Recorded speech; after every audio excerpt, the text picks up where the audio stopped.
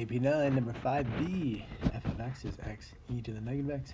Find the limit as x approaches 0 of this expression. The key to doing this problem is using the Taylor series for x e to the negative x.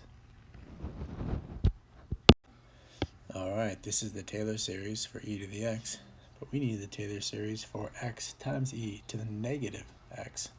So let's go ahead and do those transformations of this series. First, we'll find the series for e to the negative x. So we'll substitute negative x in everywhere we see an x. And this gives us the alternating series, 1 minus x, positive this term minus that term, etc.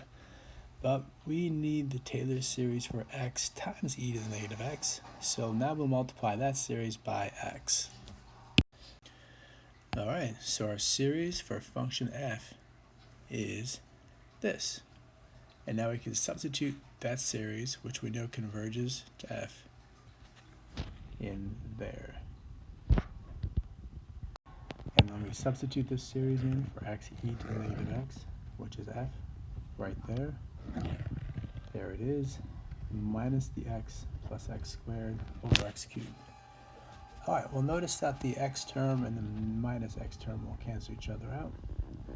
And same thing with a negative x squared and a positive x squared. That brings us to here. Each term is divided by x cubed. And then we can simplify the x's. X cubed divided by x cubed is just 1, so we're left with just 1 over 2 factorial, or 1 over 2. X to the fourth divided by x to the third is just x, so we have x over 3 factorial, etc.